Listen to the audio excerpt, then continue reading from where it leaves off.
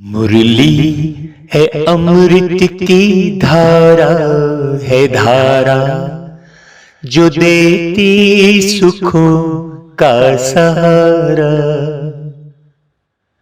मुरली है अमृत की धारा, है धारा जो देती सुखों का सहारा।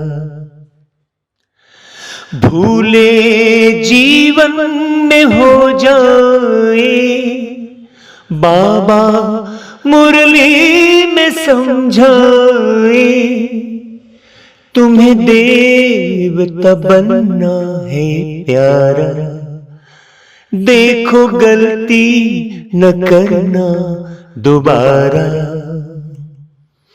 मुरली है अमृत की धारा, है धारा जो देती सुखों का सहारा।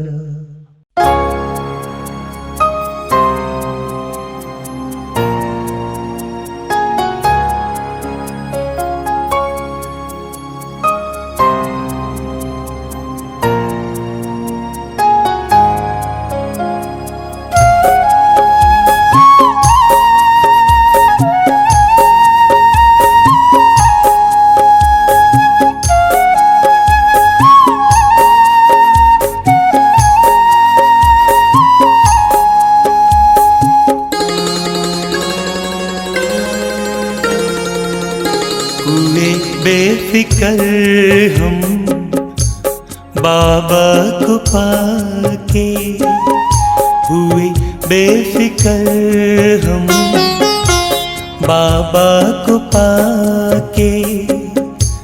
कितनी कमाई की, कितनी कमाई की इस जहां में आके, हुए बेफिकर हम बाबा को पाके। हुए बेफिकर हम बाबा को पाके।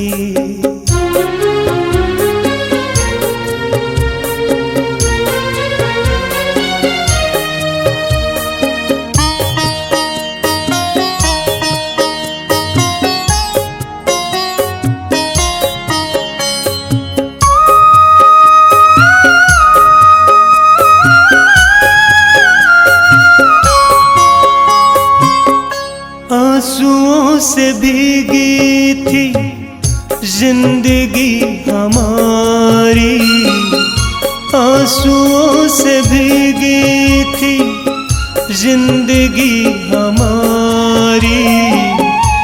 मोती उन्हें बनाकर बदली दुनिया सारी, डूबती कश्ती को बचाया आके। हुए बेफिकर हम बाबा को पाके। हुए बेफिकर हम बाबा को पाके।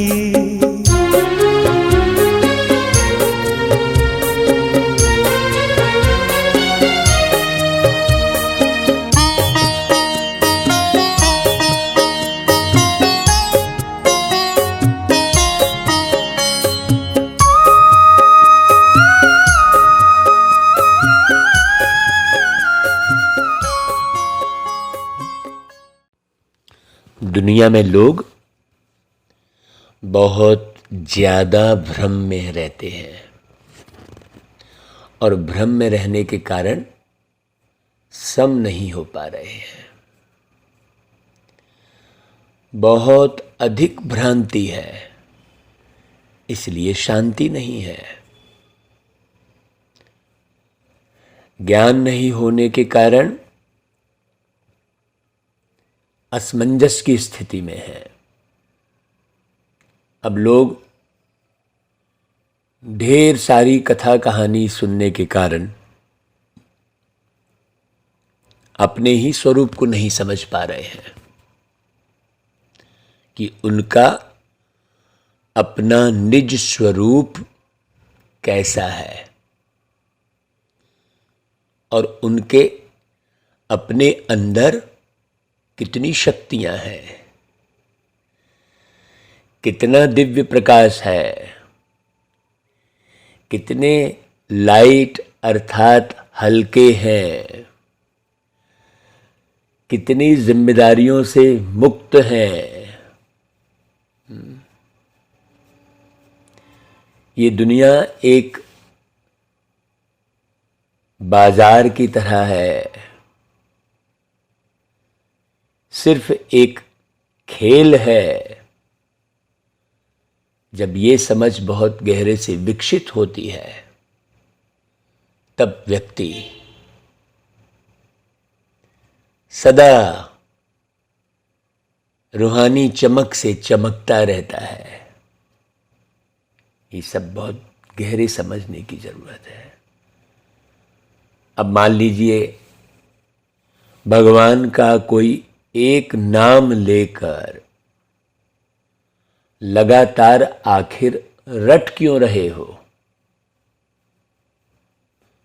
तो कुछ भी नहीं बताएंगे, कहेंगे बस हम भगवान की भक्ति कर रहे हैं। क्या भगवान को पाना चाहते हो, मिलना चाहते हो, कष्ट दूर करना चाहते हो? नहीं, बस भगवान का नाम में सब कुछ मिलता है ऐसा, और मिला कुछ नहीं है। न क्रोध अंदर से खत्म हो रहा है, न अभिमान खत्म हो रहा है, न विषय वासना खत्म हो रही है।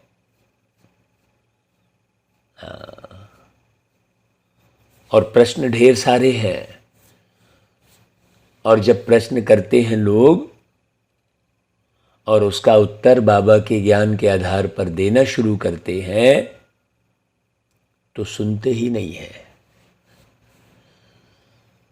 हम जब उत्तर देंगे तो एक प्रश्न और खड़ा कर देंगे, दूसरा। हमारे उत्तर में से ही अर्थात तर्क करते हैं, तर्क और कुतर्क। तर्क और कुतर्क करने के कारण सतर्क नहीं रहते। व्यक्ति शांत नहीं रह पाता। फिर कहेंगे ज्ञान ही बेकार है, ये ज्ञान के चक्कर में पड़ना कोई मतलब नहीं है। फिर अपनी संज्ञा जो है जानवर से दे देंगे, कहेंगे जानवरों को कुछ नहीं मालूम तो मस्त रहते हैं, वो क्या फालतू ढेर सारा ज्ञान लेने की कोई मतलब जरूरत नहीं है। अर्थात भगवान यदि सबके दुख दूर करना चाहे भी तो भी लोग नहीं चाहते अपने दुख दूर करना। हाँ, जमाने भर की दलदल में पड़े हुए हैं। इसलिए जो भी बाबा के बच्चे हैं, जो बाबा के साथ गहरा कनेक्शन बनाए हुए हैं, जो ज्ञान और योग की गहराई में जा रहे हैं, उन सब के लिए बाबा कहते हैं कि बच्चे, दुनिया के लोगों को, दुनिया की परिपाटी को, दुनिया के चिंतन को बिल्कुल आत्मसात मत करो, नहीं तो पाया हुआ ज्ञान भी तुमसे दूर हो जाएगा। हाँ, वो खुशी नहीं रह जाएगी, क्योंकि दुनिया में लोग वस्तु, व्यक्ति, वैभव, रिश्ते, नाते जो नष्ट होने वाला है जो परिवर्तनशील है, उसके आनंद में लोग डूबे हुए हैं। उनको लगता है इसी में आनंद है, बस अरे मजा लो भाई, ऐसा कहेंगे। उन्हें ये नहीं पता है कि क्षणिक आनंद वास्तव में आनंद नहीं है।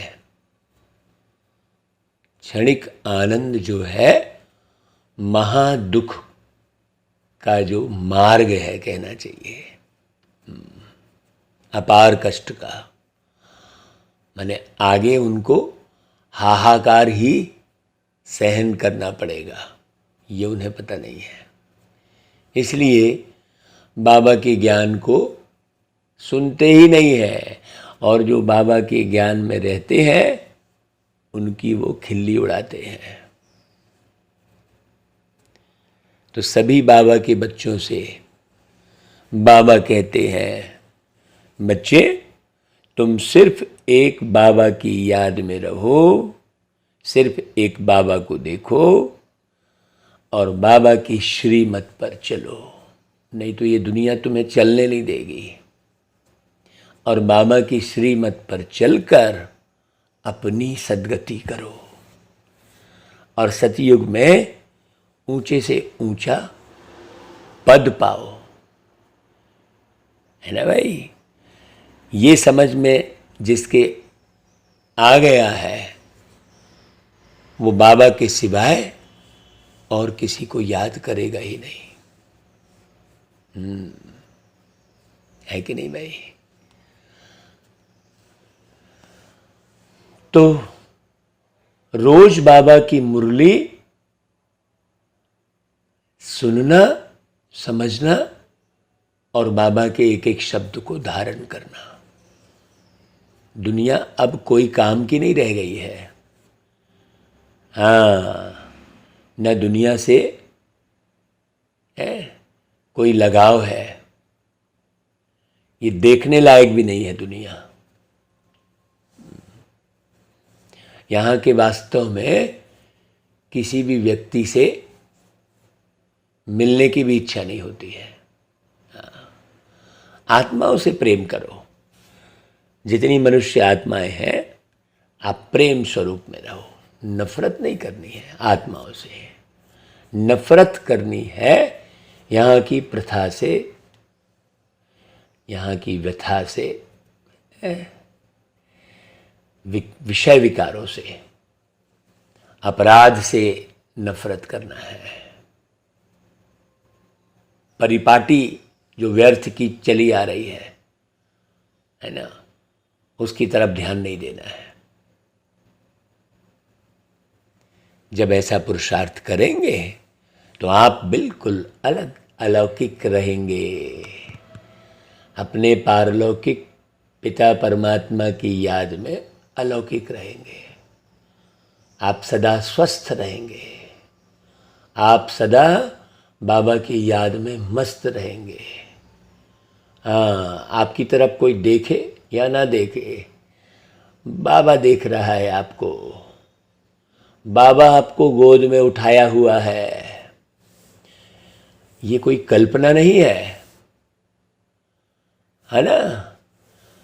दुनिया वाले जो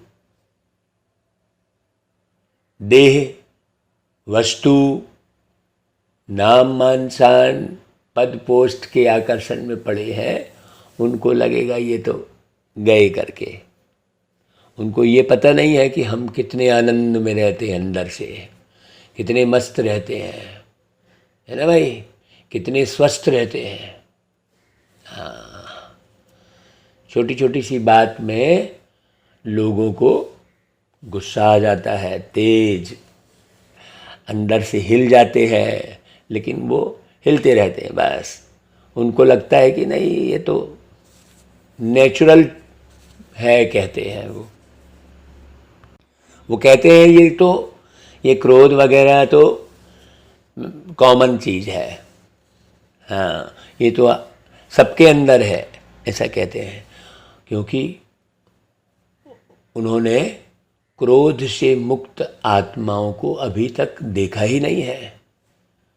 तो हम बच्चों को विषय विकारों से मुक्त अवस्था वाला जीवन दिखाना है, दुनिया वालों को जीवन दिखाना है, मुक्त अवस्था वाला ज्ञान नहीं सुनाना है।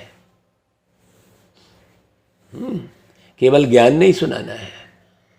वास्तव में योग क्या है?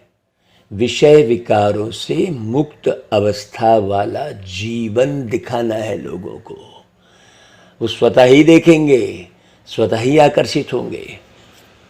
जब आप मुक्त अवस्था वाला जीवन जिएंगे, तभी शरीर छोड़ने के बाद आप लोगों को आकर्षित करते हुए, खींचते हुए परम धाम लेकर जाएंगे।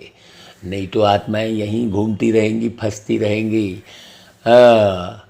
इसलिए बाबा ने कहा, बच्चे, सर्व आत्माओं को परम धाम ले जाना ये तुम्हारा दायित्व है।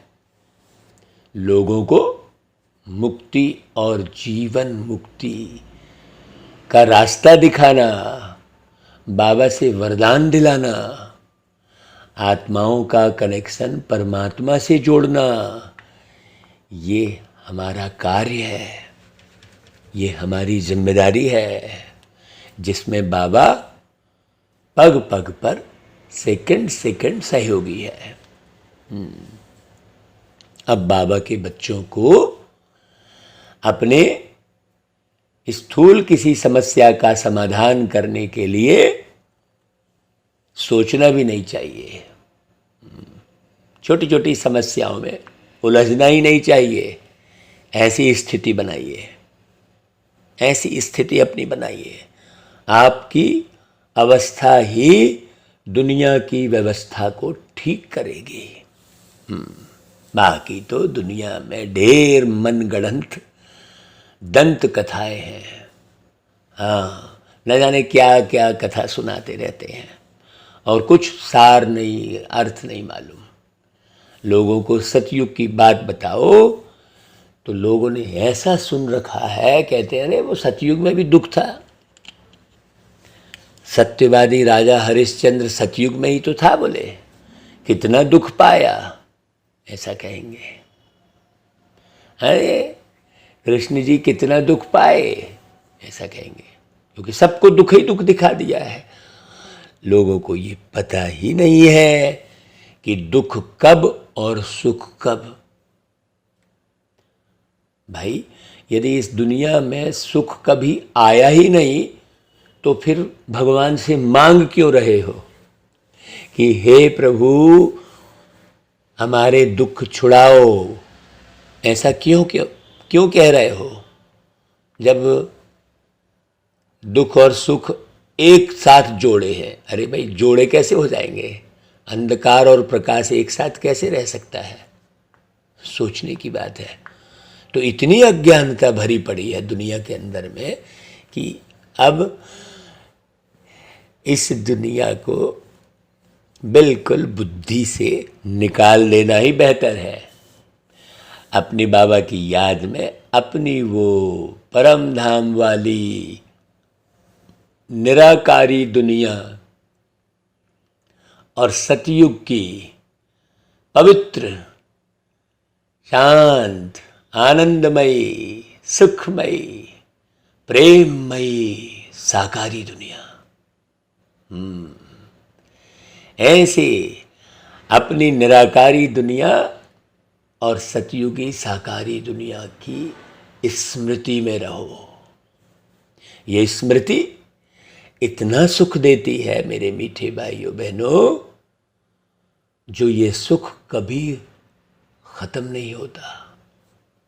हाँ, बाबा हम सब बच्चों को, सुख के सागर बाबा हम सब बच्चों को अविनाशी सुख की ओर ले चल रहे हैं। तो ऐसी बातें सुनने के बाद आपको बाबा की मुरली जरूर सुनने की इच्छा होगी।